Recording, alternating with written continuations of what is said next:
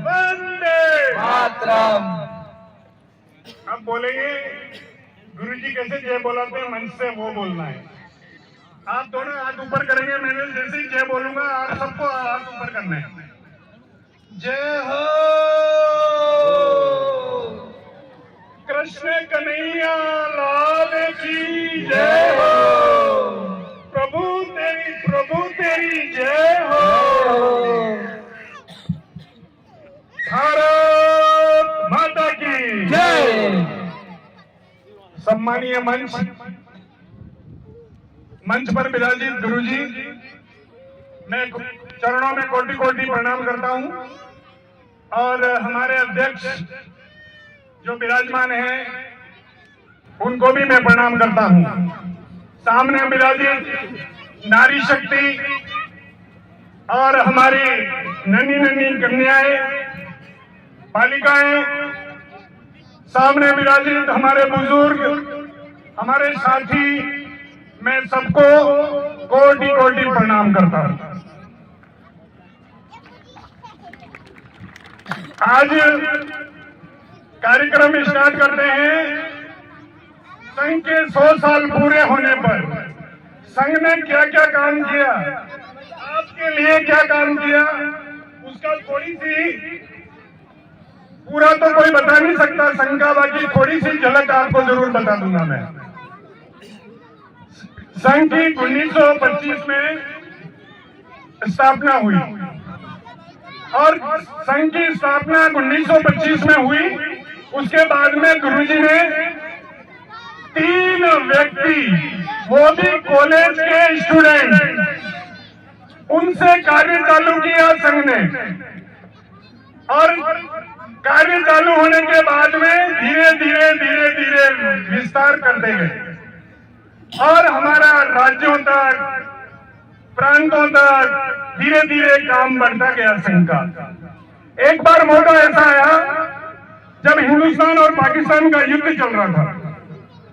इंदिरा गांधी का फोन आया अटल बिहारी वाजपेयी के पास में कि सेना को हथियार सप्लाई कराने के लिए, उनके भोजन पैकेट सप्लाई करने के लिए हमको स्वयं सेवक कार्यकर्ताओं की आवश्यकता है। रात को 12 बजे फोन किया अटल बिहारी वाजपेयी को। अटल बिहारी वाजपेयी ने पूछा कि अभी मेरे पास कोई साधन नहीं है, मैं नागपुर कैसे जाऊंगा, क्यों डोर तो नागपुर से हिलनी है। उन्होंने कहा कि मैं 10 मिनट बाद फोन कर रही हूं आपको वापस। तुरंत प्लेन की व्यवस्था की अटल जी के लिए। अटल जी सीधे नागपुर पहुंचे। नागपुर पहुंचने के बाद में गुरुजी से वार्ता हुई। गुरुजी को रात को उठाया गया। उन्होंने कहा कि हिंदुस्तान और पाकिस्तान का युद्ध चल रहा है बॉर्डर पर और हथियारों की कमी हो रही है, वो गोला बारूद सप्लाई करने के लिए स्वयं सेवक चाहिए। उन्होंने कहा कोई बात नहीं, कहां भेजने?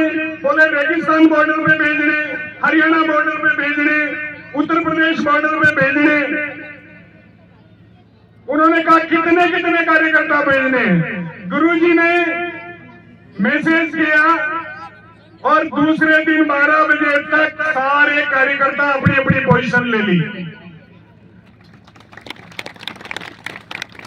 खाली संघ या भजन कीर्तन नहीं करवा रहा। संघ जब देश पर आपत्ति आती है तो संघ साथ में खड़ा होता है, आर्मी के देश के साथ खड़ा होता है और देश को जगाने का काम कर रहा है। और उसके बाद में गोला बारूद, भोजन पैकेट सब सप्लाई की बॉर्डर पर, और सेना को किसी चीज की कोई कमी होने नहीं दी। और इंदिरा गांधी ने कहा था स्वयं सेवक संघ के कार्यकर्ताओं को तो 26 जनवरी और 15 अगस्त को परेड में शामिल करना चाहिए, क्योंकि उस टाइम स्वयं सेवक संघ के कार्यकर्ताओं की जरूरत थी, इसलिए यह वाक्य कहा गया। और बाद में क्या हुआ? संघ के कार्यकर्ताओं के ऊपर लठ चले, संघ के कार्यकर्ताओं को अंडरग्राउंड होना पड़ा, संघ के कार्यकर्ताओं को जंगल में भागना पड़ा और भाग के अपनी जान बचाई। बहुत सारे संघ के कार्यकर्ताओं को इस कांग्रेस गवर्नमेंट ने जेल के अंदर ठूस दिए। बोले संघ को बिल्कुल खत्म करना चाहिए, नहीं तो संघ का वर्चस्व पूरे देश में हो जाएगा और कांग्रेस खत्म हो जाएगी। और उसके लिए पूरी मेहनत करी और कार्यकर्ताओं ने लटकाए, कार्यकर्ताओं ने जेल भुगती, कार्यकर्ताओं को जेल में सड़ के मरना भी पड़ा। आज आप देख लीजिए संघ के कार्यकर्ता कहने को तो कि संघ कर क्या रहा है। संघ पूरे देश के अंदर हिंदू समाज को जागृत करने का काम कर रहा है, क्योंकि 100 साल मुगलों के गुलाम रहे, अपन 200 साल अंग्रेजों के गुलाम रहे। क्या उस टाइम हम आंदोलन नहीं कर सकते थे?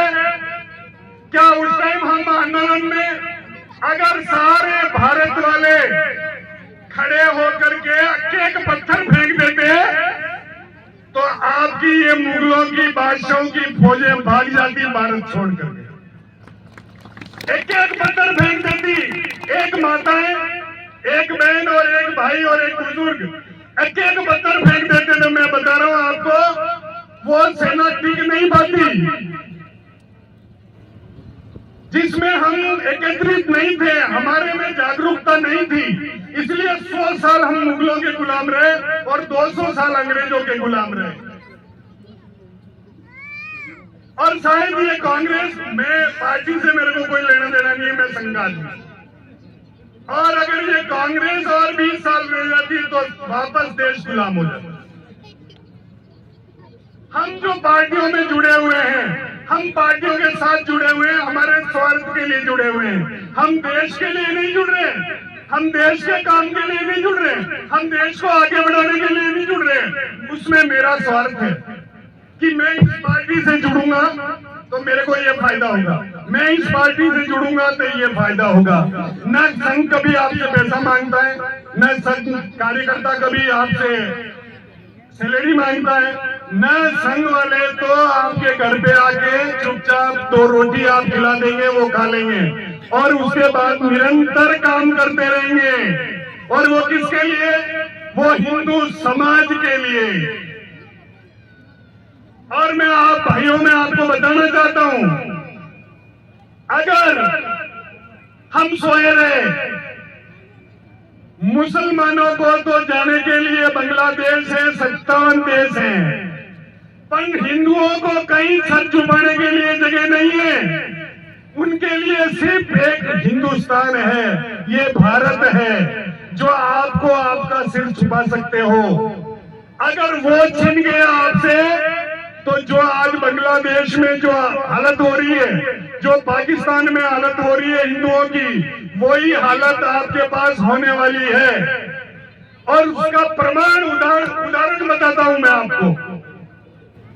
आप 85% हो डग क्षेत्र में, विधानसभा डग में 85% हो आप।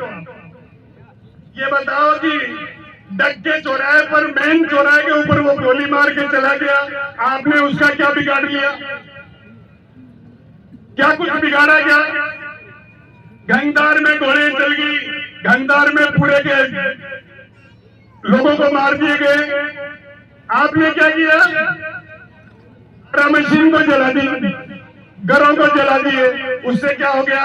उन्होंने डबल मुआवजा ले लिया, खातों को 5 रुपए का ले लिया, गवर्नमेंट से 10 रुपया। अरे मैं बहादुर उनको समझता कि जब हमारा एक आदमी लुढ़काया, हम 2 लुढ़का के आ जाते, हम 4 लुढ़का के आ जाते, तो बहादुर समझता मैं आपको। जब आप 80% हो यहाँ पर, उसके बाद भी आप उनके सामने बोल नहीं पा रहे हो, उनका कुछ बिगाड़ नहीं पा रहे हो, तो जिस दिन हम अल्पसंख्यक में आ जाएंगे, उस दिन हमारी न तो बहन बेटी सुरक्षित रहेगी, न हम सुरक्षित रहेंगे, और हमारा कोई एक व्यक्ति सुरक्षित रहने वाला नहीं है। क्या मैं गलत कह रहा हूं क्या? हाथ तो ऊपर करके बताओ, मैं गलत कह रहा हूं कि नहीं कह रहा हूं? नहीं कह रहा हूं ना? ये बात माता और बहनों के भी समझ में आ रही होगी मैं जो बोल रहा हूं। मेरा आपसे निवेदन है, आज ये भीम सेना बनी हुई है, अपने 36 जात हिंदू समाज की 36 जात के अंदर अपनी घुसपैठ होनी चाहिए। और दोस्त बनाओ उनको, दुश्मन मत बनाओ। उनके घर में आना जाना रखो, उनको गले लगाओ, चाहे वो छोटी जाति का हो चाहे बड़ी जाति का हो। अगर हिंदू बट गया तो ये सोच लेना कि हिंदू कट गया।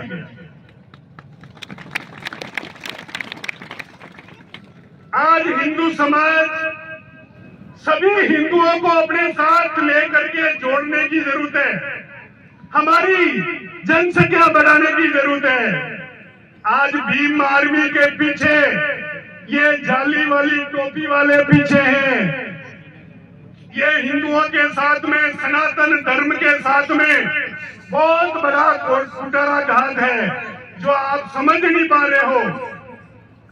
हिंदू समाज को तोड़ने के लिए ये जाली वाली टोपी उनके पीछे खड़ी हुई है और उनको भड़का रहे हैं।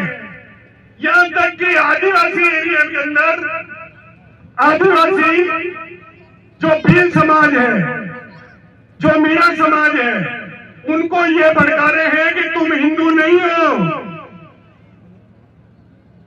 और इसका जबरदस्त प्रचार चल रहा है और उसके पीछे षड्यंत्रकारी कौन है? ये मुसलमान है, षड्यंत्रकारी मुसलमान। और इनसे आप सावधान हो जाओ। और उनके आगे बढ़ने का कारण क्या है? हमारे गांव में एक पैसे वाला व्यक्ति है, प्रतिष्ठा वाला व्यक्ति है, जिसकी पूरे गांव में चलती है, पूरे एरिया में चलती है। वो क्या करते हैं? जाली वाले जाके उनके पैर पकड़ लेते हैं कि दादा आप ही तो हो, आप ही हमारे मालिक हो, आप ही हमारे माई बाप हो।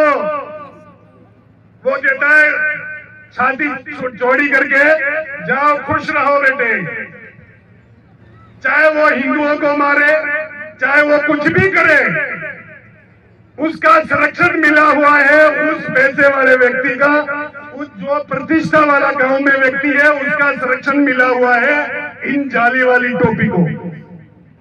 इसलिए आज इतना बड़ा काम कर रहे हैं। नहीं, उनकी हिम्मत नहीं है। मैं आपको बता दूं, पृथ्वीराज चौहान 16 बार युद्ध हार गया, जीत गया 16 बार। और पृथ्वीराज चौहान 1 बार युद्ध हार गया। कितनी बार हारा? 1 बार। उन्होंने कहा कि तेरे को मैंने 16 बार छोड़ा है, तुम मेरे को 1 बार छोड़ दे। उसने क्या कहा कि तुम बेवकूफ थे जो हमको 16 बार छोड़ा। हमारे शास्त्र में, हमारे कुरान में कहीं लिखा हुआ नहीं है कि दुश्मन को घर आए हुए हम छोड़ दें। पृथ्वीराज चौहान को नहीं छोड़ा उसने, पृथ्वीराज चौहान की आंखें फोड़ दी और उनकी अब लाश में जयबरदाई और दोनों की हत्या हुई। आपस में दोनों ने आपस में हत्या करी, बाकी उसको मरना पड़ा। इसलिए मैं कहता हूं कि इनकी दोस्ती भी खराब है इनकी, और इनको संरक्षण देना भी खराब है। इसलिए अपने गांव में जो बड़े लोग हैं उनसे मैं निवेदन कर रहा हूं कि आप इनके ऊपर आशीर्वाद मत रखो, इनसे दूर रहो। ये अपने को नहीं चाहिए उनके वोट। और जब आप ये नियति रखोगे और सामने होकर के जब ये कार्य आप करोगे, तब जाके हिंदू समाज का संरक्षण होगा, हिंदू समाज का सिर उठाने लायक होगी।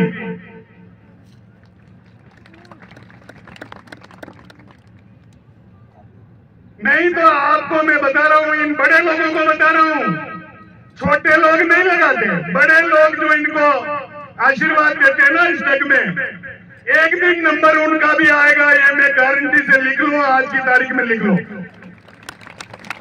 उनको भी वो नहीं छोड़ेंगे, उनको किसी भी हालत में वो नहीं छोड़ेंगे। वो मौका देख रहे हैं और जिस दिन मौका आ गया उसी दिन निपटा देंगे भाई।